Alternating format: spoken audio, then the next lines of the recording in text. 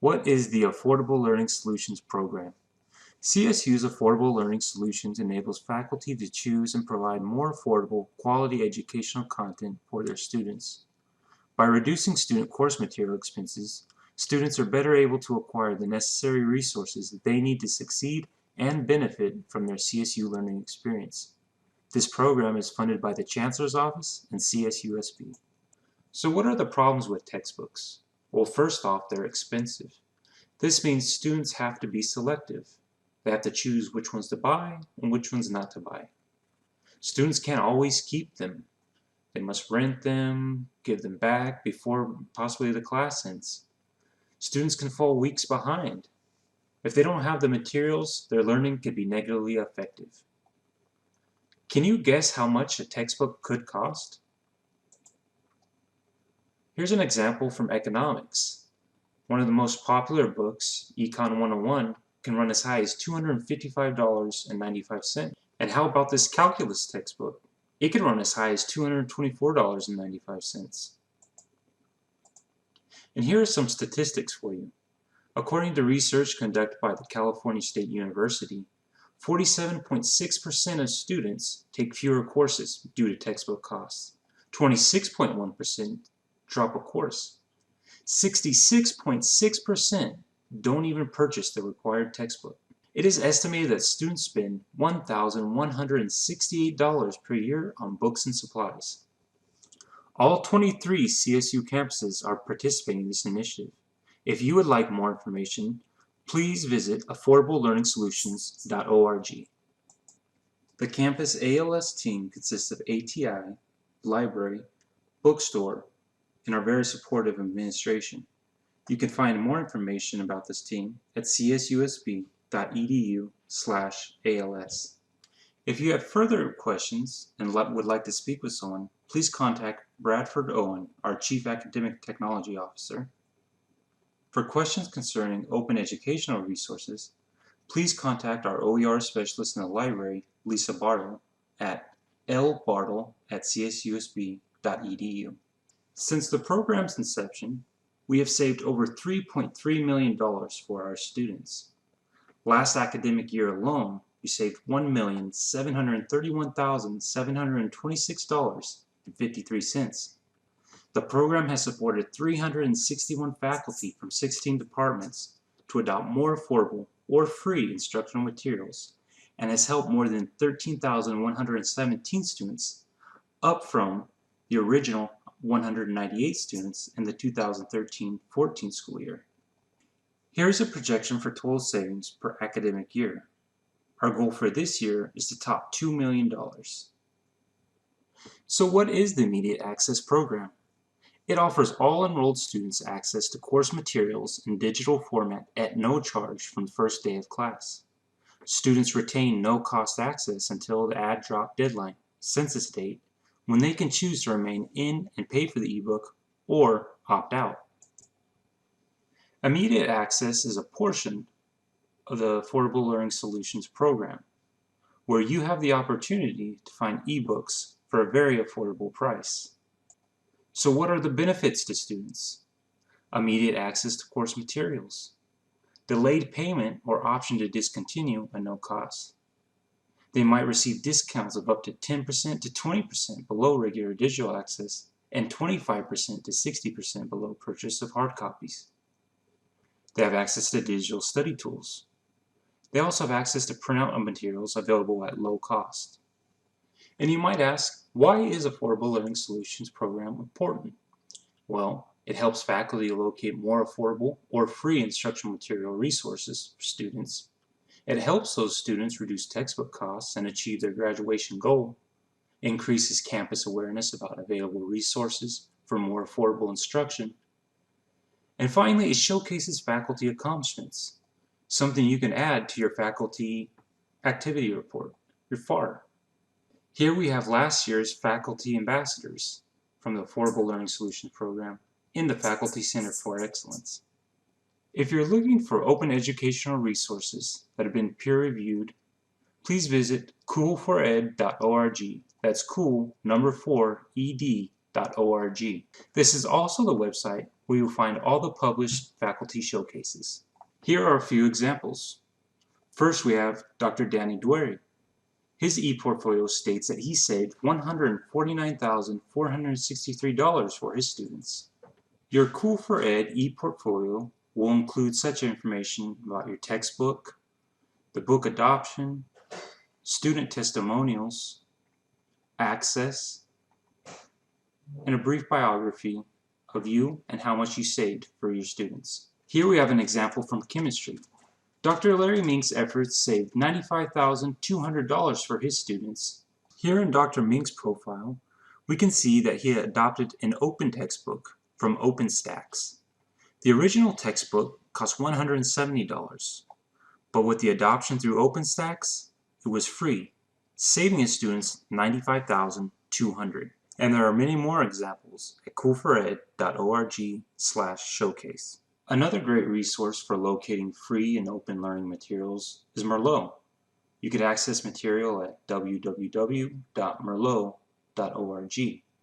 Should you have any questions about Merlot, please contact Barbara Beald Sperling, Manager of Technical Services at bsperling@calstate.edu. Another great feature about Merlot is you could create your own faculty website with information about your classes, teaching experiences. If your class is zero cost or low cost, please notify your Assistant Support Coordinator in your department so that she can label the class and the course schedule as such. Remember, this isn't just for the students. It's also to be in compliance with Senate Bill 1359, which requires California State University campuses to clearly highlight by means that may include a symbol or logo in a conspicuous place on the online campus course schedule the course that exclusively use digital course materials that are free of charge to students and may have a low-cost option for print versions. This program just doesn't keep money in your students' pockets. It could put money in your pockets as well. If you reduce your course materials cost by 30%, you are eligible for the ALS grant of $700 as faculty development funds. If you have any further questions, please write to affordablelearning@csusb.edu or visit the website www.csusb.edu/ALS. Here at the Affordable Learning Solutions site, you can find a lot of great information, including the grant call page menu under the link Grants and Opportunities. All the information that you need can be found on this website, including the form you need to fill out. If you feel that you have reduced your course material expenses by 30% of its current textbook price for your fall classes, please apply by October 28th. The deadline for spring is February 12th, 2021. We hope you take advantage of this wonderful program, and remember, when it comes to saving money for our students and helping them graduate on time, we're in this together.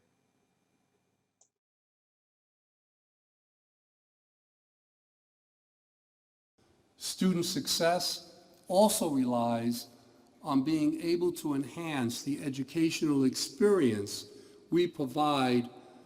Affordable Learning Solutions, a grant program initiated by the CSU, is a collaborative effort of faculty members and information technology services to provide more affordable, quality educational materials. Affordable Learning Solutions is influencing our students academically and financially, as you will see in this video. The Affordable Learning Solutions Initiative is intended to encourage faculty to choose, adopt, and provide more affordable, quality educational materials for our students, while at the same time enhancing the overall educational experience. At Cal State San Bernardino, Assistant Professor Viviana Diaz serves as the Program Director, working with faculty and ITS to identify ways to reduce the cost of learning materials. When it comes to cost-efficient and effective solutions, a major option is the use of open-source textbooks. When I first heard about it, the program, I was a little apprehensive just because I wasn't quite sure about an online textbook. Then I actually started using the textbook and the program, and I really started getting into it and actually started really liking the convenience. I have a textbook by OpenStack that not only saves me money, but is accessible everywhere, that I can use at any time and not have to lug around a big copy of something. It was great to study from, not only price-wise, but they are very great textbooks that explain concepts clearly. While accessibility is a key component to the program, quality is never sacrificed for the sake of convenience. The quality had to be there in how the material is presented, along with the type of material, the ordering of the material, and how it would be user-friendly to the student. It was, in my opinion, very well suited. I have not had any kind of downside with regard to student success, and quite the opposite. Students find the open source textbooks not only easy to use, but also much easier on their finances. OpenStack has saved me hundreds of dollars per class I've taken. It helps me a lot with my gas money, with my food money, because I came from a low-income family. Usually, as a science major, all quarters are heavy quarters. I can spend anywhere from $600 to $1,000 in textbooks. According to Professor Mink, with approximately 560 students each year taking general chemistry, each saving the $170 cost of the textbook, that works out to an annual savings of $95,200. And those savings will continue to grow as more faculty members join in the effort. I would suggest to any faculty that are thinking about adopting an open source textbook to just go ahead and do it.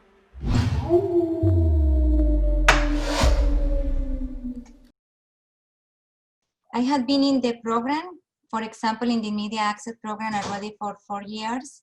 The World Language and Literature Department was the pioneer with the program at CSUSB. Every quarter, now semester, we have around 15 sections of Spanish classes. And since 4 years ago until now, just 3 students have opted out the program. So I guarantee you that they will not do it because they will understand that first of all, they are not going to get a better deal that they are getting right now through the program. Second of all, they know if they opt out, they cannot use the online homework. Otherwise, they will have to contact directly to the publisher and they will never give the price or the deal that we got from the publisher working through CSUSB. And they know if they do that, they will fall, back into the class. So the only thing I really suggest to do it and advise to do it is really tell the students that this is for their own advantage. And I guarantee you, as I told you so many years, World Language and Literature Department being the pioneer and just 3 students opt out from the program. May I ask a quick question here? Yes. So if they opt out, are they done or do they get to opt in again if they change their mind? Unfortunately, if they opt out, there is nothing we can do because it goes by the census date. So we need to make sure to let the students know that they have to opt out before census date.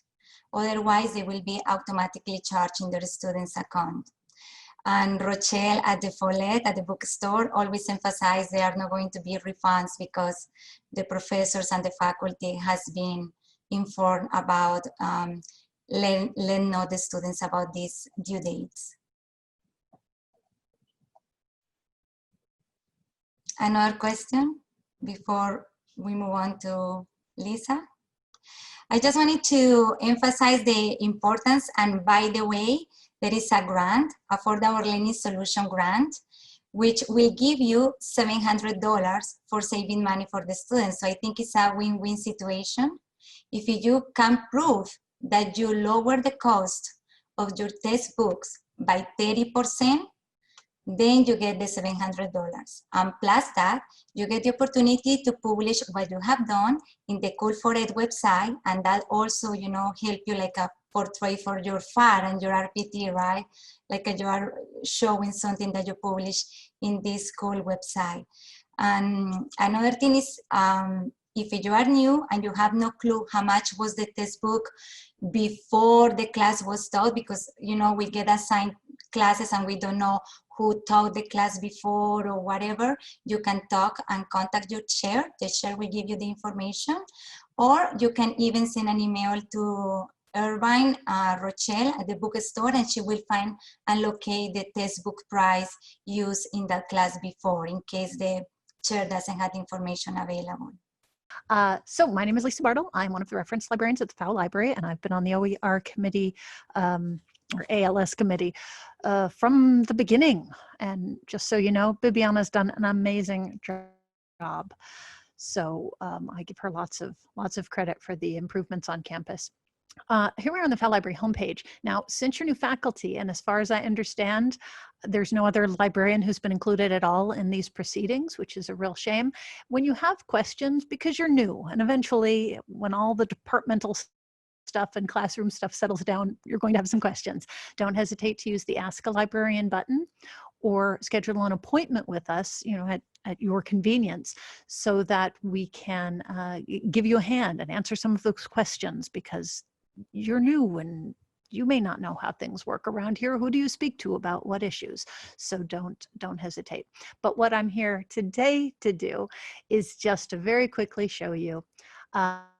We have these library guides. They're online library handouts, and I created an ALS library guide. So if I just type ALS right there in the search box, I can find my own library guide.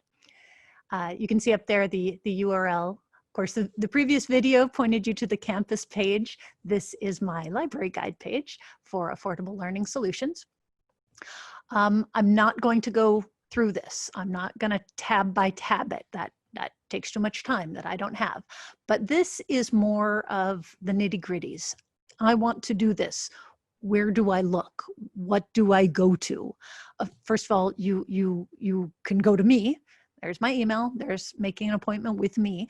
And we can do this through Zoom. We can chat. I can show you the resources. So don't worry about that. I am here for you.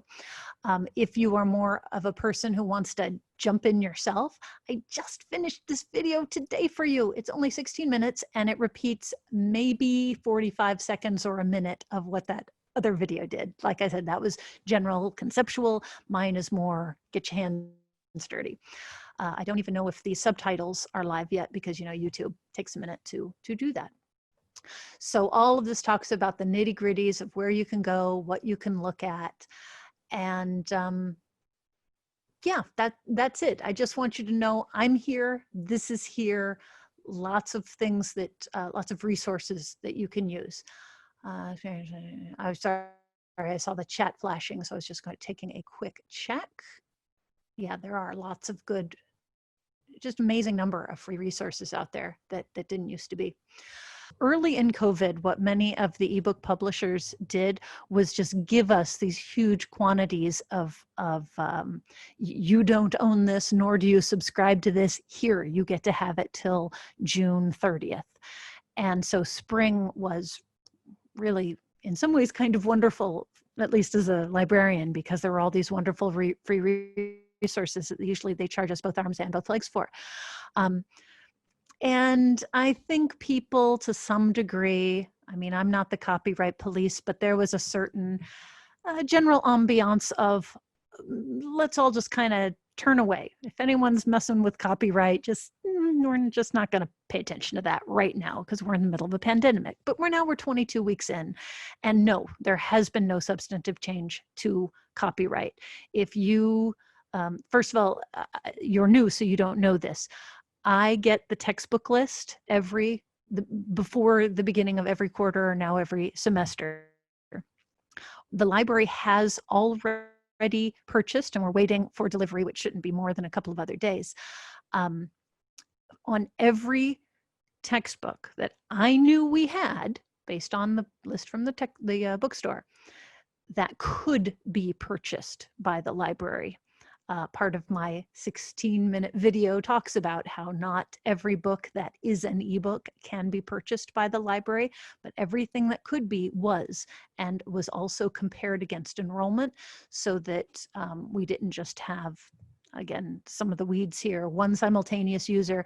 I bought as many simultaneous users as equaled 10% of enrollment, which, if you understand how the ebooks work, is great. We did that in spring and we didn't have any problems whatsoever. So as long as you use the ebooks correctly, which I'll be happy to teach you about as well some other time, there really shouldn't be any problems. So no change in copyright. If you decide to stash some things on Blackboard that, well, I guess if you're stashing it there, the library doesn't own it, because there's no reason to do that with anything the library owns. And that's on your head. If you get caught doing it, you're the one who's getting sued by the publisher. So be careful is all I'm saying. If we have a copy, a paper copy only, because that's all we can have, we do have a scanning program that, don't get excited, that is there as a mild backstop. We often get students in the library who said, I ordered mine through Amazon and it hasn't arrived yet. Can you help me at all? That's what that's for. The general rule of thumb for us to scan a textbook that we have only in paper in our collection is, I believe it's 3 chapters. Well, it might only be 2, but I think we actually pushed it to 3. But let's say 2 to 3 or 10%, whichever is less. That's, no one ever knows until the lawsuit what the hard, firm rules are, and no library wants to be the one who does it, who initiates, be on the receiving end of a lawsuit.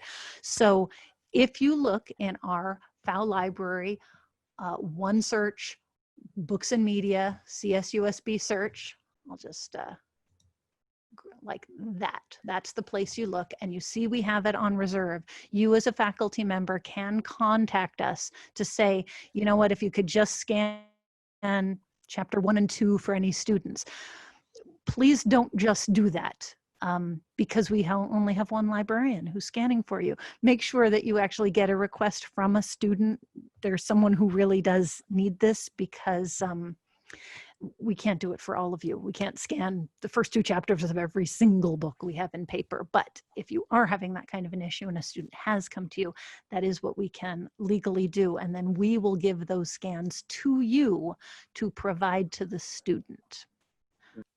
Does that make sense? Thank you so much, Lisa. So yes, you can send an email to Lisa exactly with the database that you are looking for your students. And I promise you, she's the, she does miracles. No, I'm telling you, I had witnesses, like even books that we think is impossible to find, Lisa will find it for you. She's like the specialist in OER. So whatever is there that is available and free and everything for the students there, you have Lisa by your side.